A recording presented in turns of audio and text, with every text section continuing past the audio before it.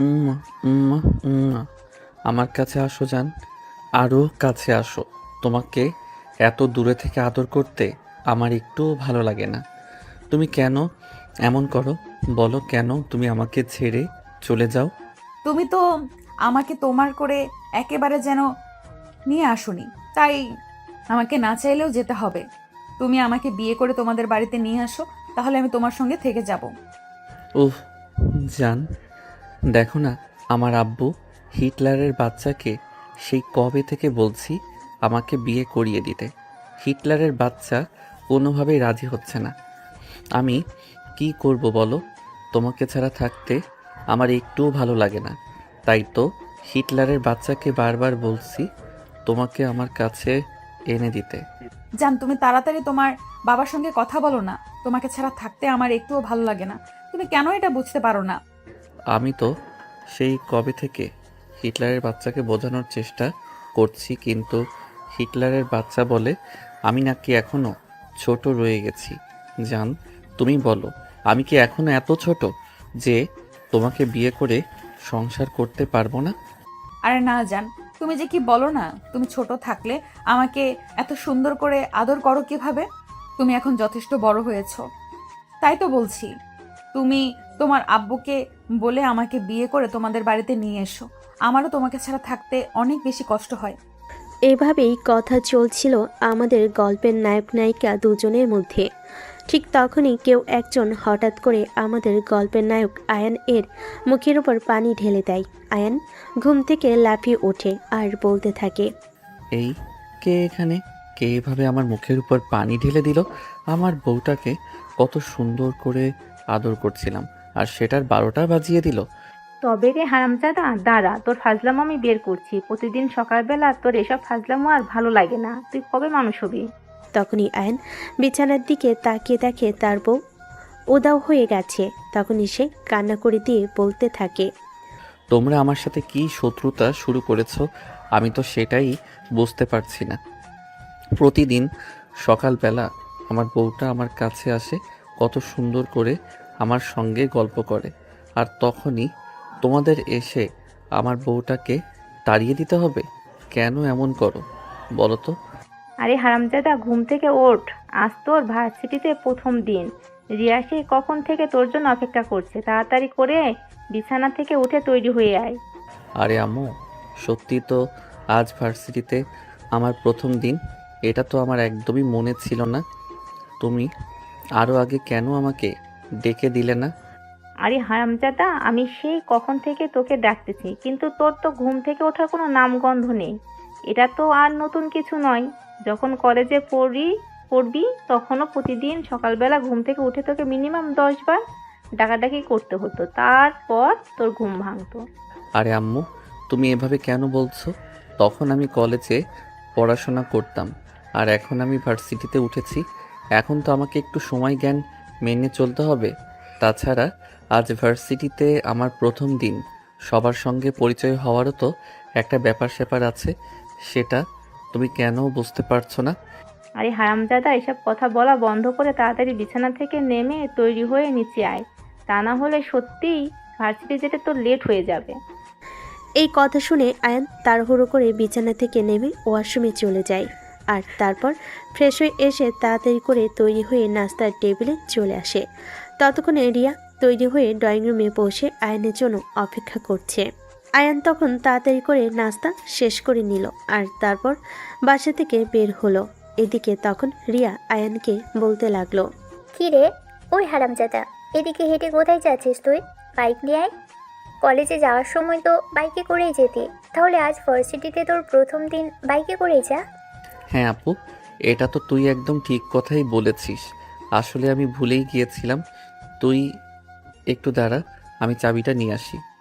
এ বলে আয়ান তাড়াহুড়ো করে বাড়ির ভেতরে ঢুকে গেল আর তারপর বাইকের চাবি নিয়ে বাইকটা বের করলো আর তারপরে রিয়াকে নিয়ে ভার্সিটির উদ্দেশ্যে রওনা দিল। প্রায় 15 মিনিটের মতো সময় লাগলো ভার্সিটিতে এসে পৌঁছাতে।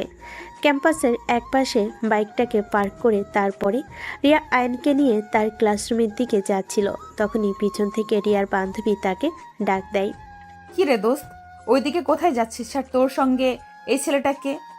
গলার আওয়াজ শুনেই আয়ন পিছন ফিরে তাকায়, আর পিছন ফিরে তাকিয়ে সে একদম হয়তো বন্ধ হয়ে গেছে। সেটা কাকে দেখছে?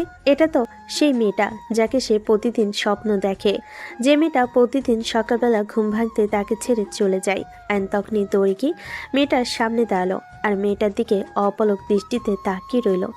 এদিকে ততক্ষণ রিয়া সেখানে এসে পৌঁছায়, আর তারপরে আয়নের মাথায় একটা থাপ্পড় দিয়ে বলতে থাকে, ওই হারামজাদা, তোকে আমি তোর ক্লাসরুমের দিকে নিয়ে যাচ্ছিলাম, তুই দৌড়ে এখানে কেন চলে আসলি?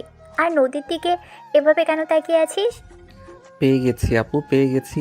আমি আমার বউকে খুঁজে পেয়ে গেছি। এই, কি হয়েছে তোর? তোর কি মাথা খারাপ হয়েছে নাকি? কি পাগলের মতো কথা বলছিস? আরে আপু, আমি কোনো পাগলামি করছি না, যা সত্য তাই বলছি। আমি আমার বউকে খুঁজে পেয়ে গেছি। সব কিছুর একটা লিমিট আছে, তুই কিন্তু সত্যি সত্যি লিমিট ক্রস করে ফেলছিস। এখন কিন্তু সত্যি সত্যি মাইর খাবি, এটা আমি তোকে বলে দিলাম। তুই ভার্সিটিতে অ্যাডমিশন নিয়েছিস বলে যে অনেক বড় হয়ে গেছিস, এটা কিন্তু কখনোই মনে করিস না। আরে আপু, আমি সত্যি বলছি, একদম ফাইজলামও করছি না। এই দেখো, আমার চোখের সামনে দাঁড়িয়ে আছে এই মেয়েটাই সেই মেয়েটা যাকে আমি প্রতিদিন স্বপ্নে দেখি, যে প্রতিদিন আমার ঘুমের মধ্যে এসে আমাকে আদর করে, তারপর বিকালবেলা ঘুম ভাঙার আগেই আমাকে ফেলে রেখে চলে যায়। এ বলে হাতে আঙ্গুল উঁচিয়ে নদীর দিকে তাকিয়ে থাকে আয়ন। আর তখনই রিয়া ঠাস করে একটা চর বসিয়ে দেয় আয়নকে আর বলতে থাকে, সব রকম ফজলামির একটা মানে আছে। তুই এসব কি শুরু করেছিস আমি সেটাই বুঝতে পারছি না। জানিস ওকে? বললাম তো, ও আমার বউ, যেই মানুষটা প্রতিদিন আমার স্বপ্নে আসে, যাকে আমি প্রতিদিন এত আদর করি, ভালোবাসা দেই, তাকে আমি ভুলে যাব কি করে? সেটা তুই নিজেই বল না আপু। দেখ, এখন কিন্তু একদম বেশি ফাজলামো হয়ে যাচ্ছে। চুপচাপ আমার সঙ্গে চল। আর নদী, তুই প্লিজ কিছু মনে করিস না, আমার ভাইয়ের মাথায় সমস্যা আছে। ধুর, ভালো লাগে না। তুই অবশেষে আমাকে আমার ভালোবাসার মানুষের কাছে পাগল প্রমাণ করে দিলি। এটা কিন্তু তোর কাছে কখনো আশা করিনি আপু। এই শোনো, আমার মাথায় কোনো সমস্যা নেই। আমি যা বলছি একদম সত্য কথা বলছি। তোমাকে আমি অসম্ভব ভালোবাসি, আর তোমাকে আমি প্রতিদিন আমার স্বপ্নে আমার কাছে পাই। কত আদর করি, ভালোবাসা দেই। তুমি কি সব কিছু ভুলে গেছো নাকি? নদী যেন আয়নের এমন কথা শুনে কঠিন এক বিড়ম্বনায় পড়ে গেল। সে কি বলবে আর কি করবে কিছুই ভেবে পাচ্ছে না। আয়ন কেন এমন বলছে? এই নদীর সঙ্গে তো আয়নের আজকের আগে কখনোই দেখা হয়নি। নদী আয়নের আগে কোনোদিন দেখেছে বলে মনে করতে পারছে না। তবে কেন আয়ন এমন কথা বলছে, তাই নদী রিয়াকে থামিয়ে দিয়ে বলতে লাগলো, রিয়া প্লিজ, তুই একটু থাম। আমি তোর ভাইয়ের সঙ্গে কথা বলে দেখেছি ব্যাপারটা। আচ্ছা, তুমি কি আজকের আগে কখনো আমায় দেখেছো? আরে, এসব তুমি কি বলছো? আজ সকালেও তো তুমি আমার কাছে এসেছিলে।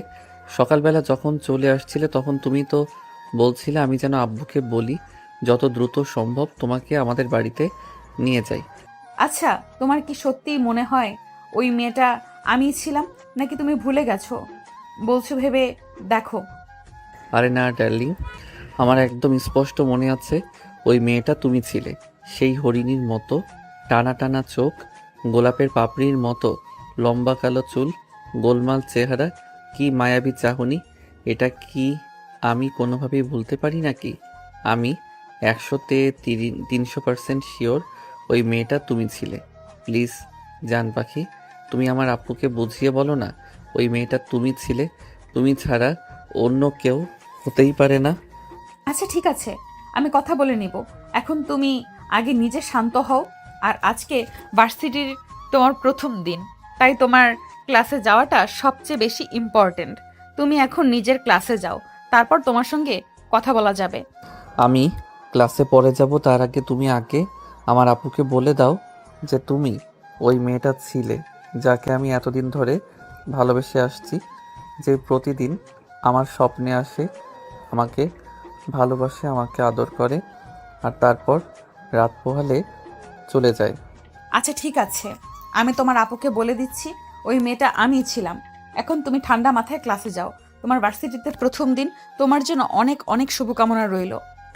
এই বলে নদী তার বান্ধবীদের নিয়ে সেখান থেকে চলে গেল আর রিয়াকে বলল আয়নকে ক্লাস পর্যন্ত পৌঁছে দিতে। রিয়া আয়নের হাত ধরে টানতে টানতে তার ডিপার্টমেন্টের দিকে নিয়ে যাচ্ছিল। তখনই আবারও আয়ন রিয়াকে বলতে লাগলো, আপু প্লিজ বিলিভ মি, এটাই আমার সেই বউ যাকে আমি প্রতিদিন আদর করি, যে প্রতিদিন রাতে আমার স্বপ্নে আসে, যাকে আমি এতদিন ধরে খুঁজে চলেছি।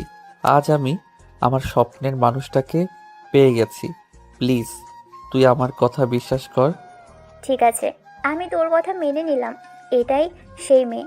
এখন তুই আগে ক্লাসে চল, তোর ক্লাসে টাইম হয়ে গেছে, তা না হলে ক্লাসে লেট হয়ে যাবে। এই বলে রিয়া আয়নের হাত ধরে টানতে টানতে ক্লাসরুমে নিয়ে চলে গেল। তারপর তাকে ক্লাসে বসিয়ে দিয়ে নিজের ক্লাসে চলে আসলো। আয়ন ভার্সিটিতে নতুন এসেছে, কারোর সঙ্গে সেরকমভাবে চেনা জানা নেই। তখনই হঠাৎ করে একটা ছেলে আসে, তার পাশে এসে বসলো আর বলতে লাগলো, হাই, আমি শুভ। আর তুমি? আমি আয়ান, ভার্সিটিতে নতুন এসেছি। আজকে আমার প্রথম দিন। ও আচ্ছা, ঠিক আছে, তাহলে তো ভালোই হলো। আমিও ভার্সিটিতে আজ প্রথম এসেছি। যাই হোক, তোমার সঙ্গে পরিচিত হয়ে ভালো লাগলো। ইউ ডোন্ট মাইন্ড, আমরা কি বন্ধু হতে পারি? হ্যাঁ অবশ্যই, কেন নয়। এই বলে দুজনেই গল্প করছিল আর তখনই ক্লাস টিচার চলে আসলো। ক্লাস টিচাররা চলে আসতেই দুজনেই ক্লাসে মনোযোগ দিল। এভাবেই দিনটা কেটে গেল। ভার্সিটি ছুটি হলো বিকাল 3টায়। অ্যান্ড ভার্সিটির গেটের সামনে দাঁড়িয়ে রিয়ার জন্য অপেক্ষা করছে। রিয়া কখন ভার্সিটি থেকে বের হবে আর তাকে নিয়ে বাসায় যাবে। তখনই অ্যান আবারও দেখতে পেল রিয়া আর নদী দুজনেই একসঙ্গে গেটের দিকে আসছে। অ্যান সেখানেই দাঁড়িয়ে রইল। রিয়া আর নদী দুজনে যখন আয়নের কাছাকাছি আসলো, তখন রিয়া নদীকে বলতে লাগলো, দোস্ত, আজ থেকে তোর সঙ্গে গল্প করতে করতে বাসে যাওয়া আর হবে না রে। এখন যেহেতু আমার ভাই প্রতিদিন বাইক নিয়ে আসবে, আমি তার সঙ্গেই যাওয়া আসা করবো। তুই প্লিজ কিছু মনে করিস না, একটা রিক্সা নিয়ে বাসায় চলে যাস। আচ্ছা দোস্ত, ঠিক আছে, কোনো ব্যাপার না, কোনো সমস্যা নেই, আমি রিক্সা নিয়ে চলে যেতে পারবো, সাবধানে যাস। এই বলে নদীর কাছ থেকে বিদায় নিয়ে রিয়া আয়নের পাশে এসে দাঁড়ালো আর তারপর আয়নকে বলে বাইক স্টার্ট করার জন্য। তখনই আয়ন রিয়াকে বলতে থাকে, আপু তুই একটা রিক্সা নিয়ে বাসায় চলে যা, আমি তোর বান্ধবীকে ওনার বাসায় পৌঁছে দিয়ে তারপর বাসায় চলে আসব। কথাটা শোনা মাত্রই নদী আর রিয়া সহ উপস্থিত তার অন্যান্য বান্ধবীরাও একটু থমকে গেল আর তখনই রিয়া বলতে লাগলো, ওই হারামজাদা, এসব তুই কি বলছিস? তোর কি মাথা খারাপ হয়ে গেছে নাকি? একদম, আমি তো সেটাই বুঝতে পারছি না, তুই কেন ওকে বাসায় বসে দিতে যাবি? বারে, আমার বউকে আমি বাসায় পৌঁছে দিতে যাব, এতে তোর কি সমস্যা? আমি তো সেটাই বুঝতে পারছি না। তো রিক্সা ভাড়ার টাকা লাগবে তাই তো? আচ্ছা ঠিক আছে, এই নে, আমার কাছে 20 টাকা আছে, এটা দিয়ে রিক্সা ভাড়া দিয়ে বাসায় চলে যা। বউ তুমি আমার সঙ্গে চলো। এ বলে আয়ন নদীর হাত ধরে টান দিয়ে বাইকে উঠিয়ে নেওয়ার চেষ্টা করছিল আর তখনই নদী আয়নকে উদ্দেশ্য করে বলতে লাগলো, আর এইসব তুমি কি করছো? তুমি তোমার আপুকে নিয়ে বাসায় চলে যাও, আমি হেঁটে হেঁটে অথবা রিক্সায় করে বাসায় চলে যেতে পারবো, কোনো সমস্যা নেই। আরে বউ, আমার বাইক থাকতে তুমি হেঁটে হেঁটে কেন বাসায় যাবে? মাথা আমার খারাপ হয়নি, বরঞ্চ তোমার খারাপ হয়ে গেছে। আপু চলে যেতে পারবে। এই আপু, এই নে 20 টাকা, আর তুই চুপচাপ বাসায় চলে যা। আম্মুকে কিন্তু কিছু বলবি না, তাহলে কিন্তু তোর কপালে খারাপ হবে, এটা আমি তোকে বলে দিলাম। অলরেডি তুই আমার বন্ধুদের সামনে আমাকে অপমান করছিস, আমার বান্ধবীকে তুই যা ইচ্ছে তাই বলছিস। আমি কিন্তু আর কিছু সহ্য করব না, এখন সত্যি বলছি মায়ের খাবি। এই বউ, তুমি চলো তো আমার সঙ্গে। আমার বোনের ফাইজলামো মার্কা কথাবার্তা শোনার কোনো ইচ্ছে আমার নেই। এখানে যতক্ষণ দাঁড়িয়ে থাকো ততক্ষণ আমার বোন প্যাচাল করতেই থাকবে, আর এইসব প্যাচাল শোনার কোনো ইচ্ছে আমার নেই। দেখো আয়ান, তুমি তোমার মাথা ঠান্ডা করো, ও তোমার বোন হয়, তার সঙ্গে ভদ্র ভাষায় কথা বলো, এটা তোমার কাছ থেকে আশা করিনি। তুমি তোমার বোনকে নিয়ে বাসায় চলে যাও, আমি রিক্সা করে বাসায় চলে যাব, আর আমাকে নিয়ে তোমার কোনো চিন্তা করতে হবে না। তুমি ভুলে যেও না আমি তোমার বোনের বান্ধবী, তোমার বড় বোনের মতোই। আরে তুমি আমার বড় বোনের বান্ধবী, বড় বোন নাও, এই বিষয়টা তুমি কেন বুঝতে পারছো না? কেন তালগোল পাকিয়ে ফেলছো? আমি তোমাকে ভালোবাসি আর তুমি আমাকে ভালোবাসো, এটাই তো চিরন্তন সত্য, তাই নয় কি? তুমি ভুল ভাবছো, তোমার চিন্তা ভাবনা একদমই সঠিক না। জেনে বোঝার চেষ্টা করো, তুমি আমার চাইতে ছোট। তাছাড়া আমি আগে কখনোই তোমাকে দেখিনি, তোমার সঙ্গে সেভাবে আমার কোনো পরিচয় নেই। তাহলে তুমি কেন এসব ফাজলামো মার্কা কথাবার্তা বলছো? ও দেখো, একদম আবার মেজাজ খারাপ করো না, বলে দিচ্ছি। আমি কোনো ফাইজলামো করছি না, যা সত্য তাই বলছি। তুমি আমার স্বপ্ন দেখা সেই মেয়েটি, যাকে আমি অসম্ভব রকম ভালোবাসি, যে প্রতিদিন আমার স্বপ্নে আসে, যাকে জড়িয়ে না ধরলে রাতে আমার ঘুম আসে না। তাহলে আমি কেন মিথ্যে বলতে যাব তোমাকে, বলো শুনি? রিয়া বন্ধুদের সামনে এইসব কিছু আর সহ্য করতে না পেরে আয়নের গালে ঠাস করে একটা চর বসিয়ে দেয় আর তারপরেই বলতে থাকে। তুই একদম লিমিট ক্রস করে ফেলেছিস। আজ চল বাসায়, আব্বুকে বলে তোর এমন অবস্থা করব যেটা তুই কল্পনাও করতে পারবি না। নদী, আই অ্যাম সো সরি দোস্ত। আমার ভাইয়ের এরকম ব্যবহারের জন্য সত্যি আমি দুঃখিত। এমন কিছু করবে এটা আমি কোনোদিন কল্পনাও করিনি। যদি আমি জানতাম আমার ভাই এমন কিছু করবে, তাহলে আমার ভার্সিটিতে ওকে কখনোই অ্যাডমিশন করাতাম না। ইটস ওকে দোস্ত, কোনো ব্যাপার না। ছোট মানুষ বুঝতে পারেনি, ওকে একটু বুঝিয়ে বলিস বাসায় গিয়ে, তাহলে ও সবটা বুঝতে পারবে। আমি তাহলে আসছি, তোরা চলে যাস। এই বলে নদী তার বন্ধুদের নিয়ে সেখান থেকে চলে গেল। আর এদিকে আয়ন তখন রিয়াকে মেজাজ দেখিয়ে বলতে লাগলো। তুই আমার বোন নাকি শত্রু, আমি তো সেটাই বুঝতে পারছি না। তুই কেন আমার বউয়ের সামনে আমাকে এভাবে ছোট করে দিলি? এটা কিন্তু তোর কাছ থেকে কখনো আশা করিনি। হয়েছে হয়েছে, এবার চুপচাপ বাসায় চল, তা না হলে কিন্তু আরও খাবি বলে দিলাম। এই বলে রিয়া আয়নের বাইকের পিছনে উঠে বসলো। আয়নের ইচ্ছে না থাকা সত্ত্বেও বাইক স্টার্ট করতে হলো। আর তারপর এই দুজনে বাড়িতে চলে আসলো। বাড়িতে এসে রিয়া চিৎকার চেঁচামেচি শুরু করে দিল। তার চিৎকার শুনে তার আম্মু দৌড়ে ড্রয়িং রুমে চলে আসলো। আর তখনই রিয়া তার আম্মুকে উদ্দেশ্য করে বলতে লাগলো। আম্মু, এই হারামজাদাটা যখন জন্ম হয়েছিল তখন লবণ খাইয়ে মেরে ফেলতে পারলে না, তাহলে তো আর আজ এই দিন দেখতে হতো না। এমন কথা শুনে আয়নের আম্মু রিয়াকে বলতে লাগলো। আরে বাবা, কি হয়েছে? তুই এমন পাগলের মতো আচরণ কেন করছিস? কি হয়েছে সেটা তো আমাকে খুলে বল। কি হয়েছে সেটা আমাকে জিজ্ঞেস না করে তোমার ছেলেকে জিজ্ঞেস করলেই তো পারো। আচ্ছা ঠিক আছে, আমি আমার ছেলেকে জিজ্ঞাসা করে নিয়েছি কি হয়েছে। এবার তো তুই তো মাথাটা ঠান্ডা কর আর চুপচাপ নিজের রুমে গিয়ে বিশ্রাম কর। এই বলে আয়নের আম্মু তার বোনকে নিজের রুমে পাঠিয়ে দিল। আর তারপর আয়নকে তার হাত ধরে সোফায় এনে বসালো। আর তারপর বলতে লাগলো। আচ্ছা বাবা আয়ান, কি হয়েছে এবার তুই নিজেই আমাকে খুলে বল। তোর বোন কেন এভাবে এত বেশি রেগে গিয়েছে? আম্মু, আমি আমার বউকে খুঁজে পেয়ে গেছি। আরে এসব তুই কি বলছিস? তোর কি মাথাটা খারাপ হয়ে গেছে নাকি যে পাগলের মতো প্রলেপ করছিস? না আম্মু, আমার মাথা খারাপ হয়নি, আমি একদম সম্পূর্ণ ঠিক আছি এবং যা বলছি ঠান্ডা মাথায় সুস্থ মস্তিষ্কে বলছি।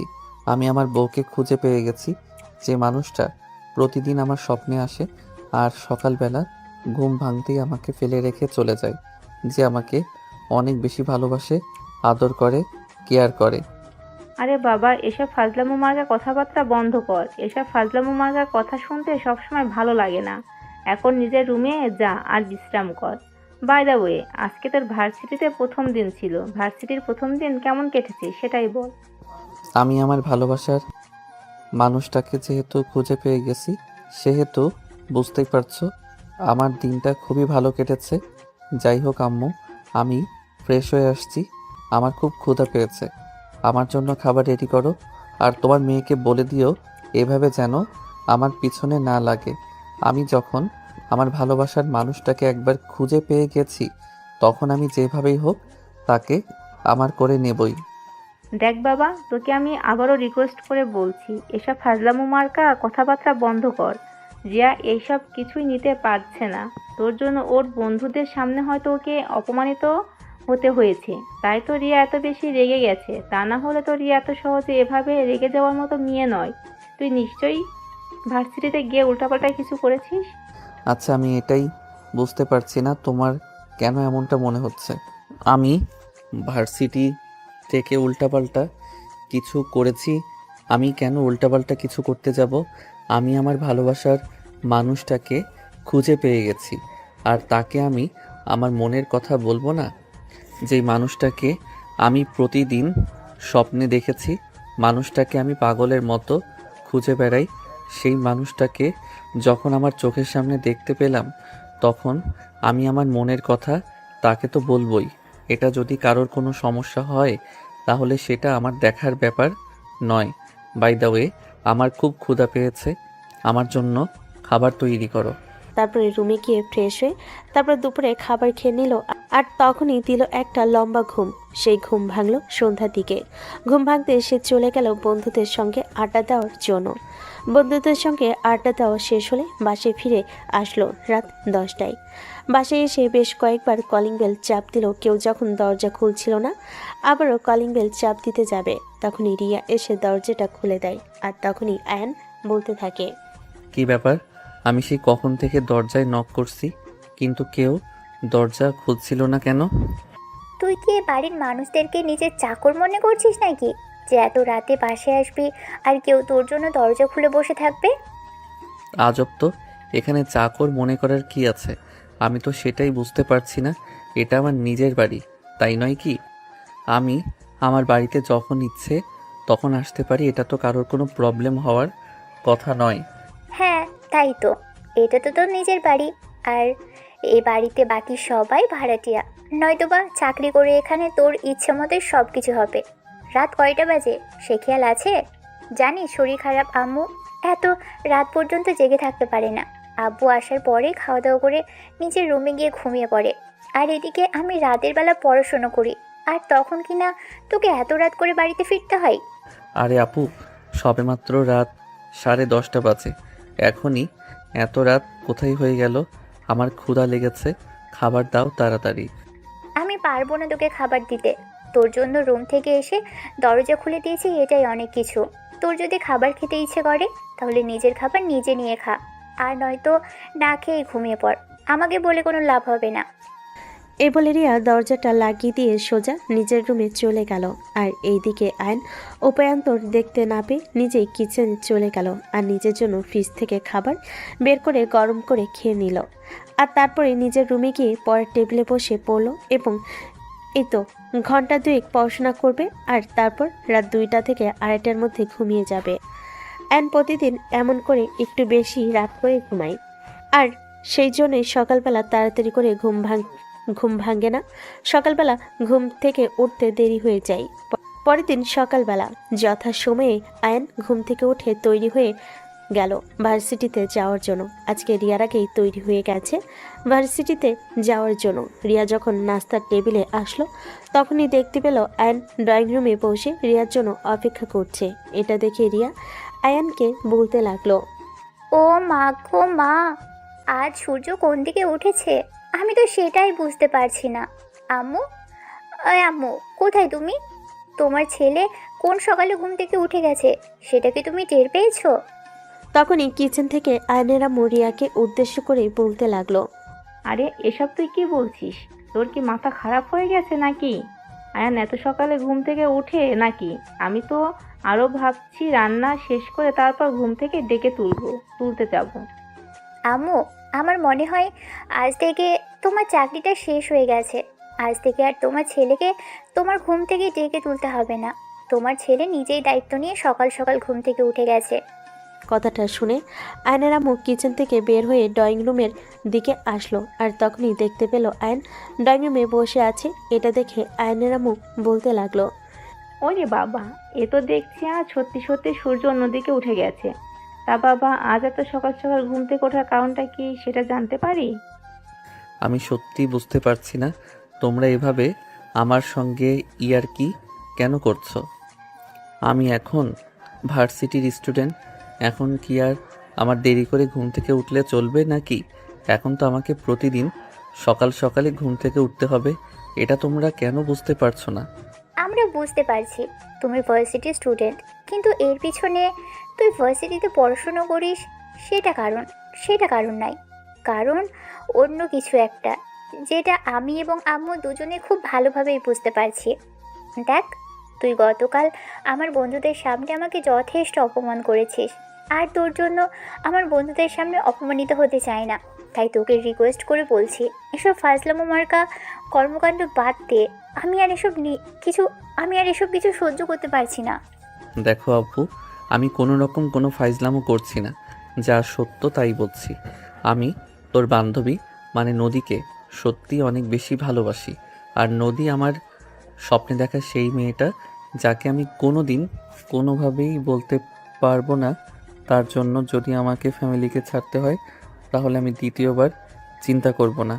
আমি আমার ফ্যামিলিকে ছেড়ে দেব, কিন্তু আমার ভালোবাসার মানুষকে আমি কখনোই ছাড়তে পারবো না। শুনলে তো আম্মু, তুমি তোমার ছেলের কথা এবার নিজেই চিন্তা করো। কেমন কালসাপ তুমি এতদিন ধরে বসে আসছো, যে কিনা আমাদের মান সম্মান এভাবে মাটির সঙ্গে মিশিয়ে দেবে।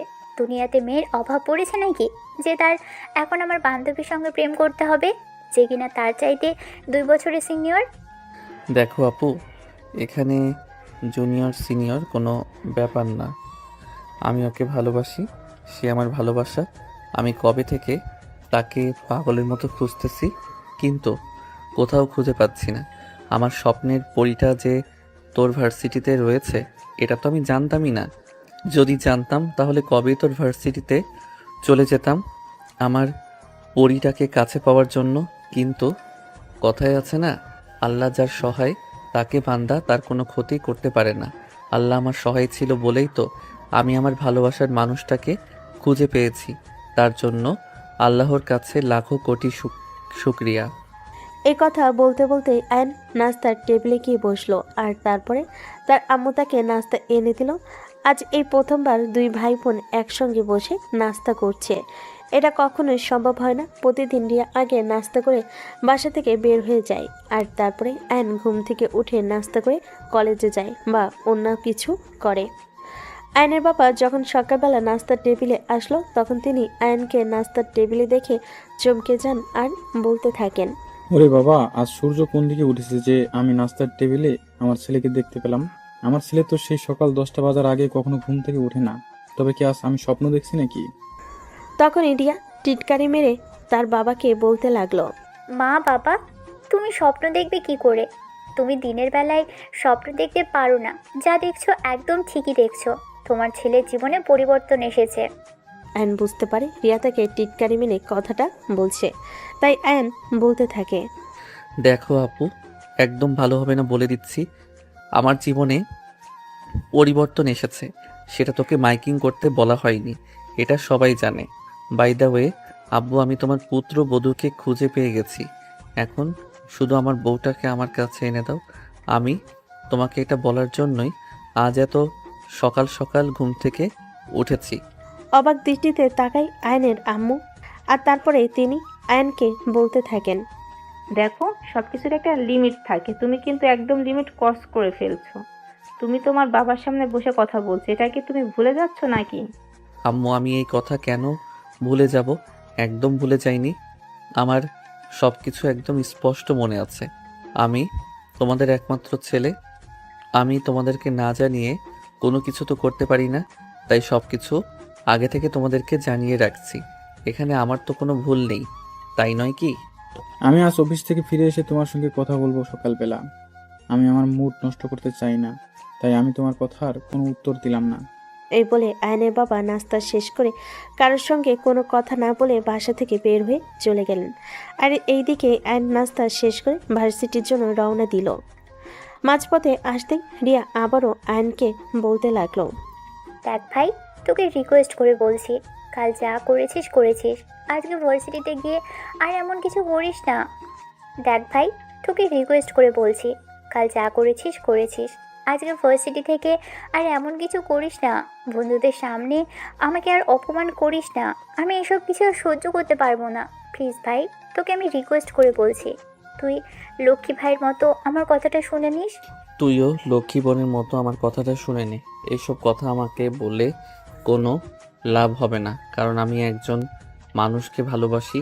তাকে আমি আমার ফ্যামিলির জন্য হারিয়ে ফেলতে চাই না, কারণ ফ্যামিলির ভালোবাসা ফ্যামিলির জায়গায়, তার মনের মানুষের ভালোবাসা মনের মানুষের জায়গায়। ছোট জায়গাকে আলাদা করে দেখার চেষ্টা করো প্লিজ। তুই বোন হয়ে আমার ভালোবাসার মধ্যে ঢুকে যাস না। আমি বুঝতে পারছি না তোর মাথায় কি ঢুকেছে। তুই কেন এসব পাগলের মতো কথাবার্তা বলছিস? কেন এমন করছিস? প্লিজ ভাই আমার, এমন করিস না। আর অপমান করিস না আমার বন্ধুদের সামনে। আমি তোর বন্ধুদের সামনে তোকে কোনো অপমান করতে চাই না। ইভেন তোকে কোনো অপমান করার কোনো ইচ্ছা আমার নেই। কিন্তু তুই যদি আমার ভালোবাসার মাঝখানে চলে আসিস তাহলে হয়তো আমাকে এমনটা করতে হবে যে আমার ফ্যামিলিকে আমাকে ভুলে যেতে হবে। তুই আমার বোন, সেটা আমাকে ভুলে যেতে হবে। এছাড়া আমার হাতে অন্য কোনো উপায় থাকবে না, সেটা তুই বোঝার চেষ্টা কর। তার মানে তুই মনে মনে এটাই ঠিক করে নিয়েছিস যে আমার কোনো কথাই শুনবি না?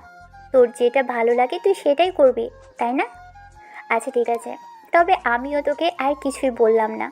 তবে একটা কথা মনে রাখিস, দিন শেষে যত যাই কিছু করিস না কেন, তুই কিন্তু নদীকে কখনো পাবি না। কারণ তার বয়ফ্রেন্ড আছে, সে অলরেডি একটা ছেলের সঙ্গে সম্পর্কে আছে। দেখ আপু, তুই আমার বোন, তাই তোকে এখনো যথেষ্ট সম্মান এবং ভালোবাসা দিয়ে কথা বলছি। কিন্তু তুই আমার ভালোবাসার মানুষের সম্পর্কে এমন বাজে কথা একদম বলিস না। আর হ্যাঁ, তোকে একটা কথা বলে রাখি, ওর যদি একটা না 10টা বয়ফ্রেন্ড থাকে তাতেও আমার কিছু যায় আসে না। আমিও যদি চাঁদেও চলে গিয়ে থাকি সেখান থেকেও তাকে নিয়ে আসার ক্ষমতা রাখে। আমার সব কিছুই একটাই কথা, আমার ভালোবাসার মানুষটাকে আমি আমার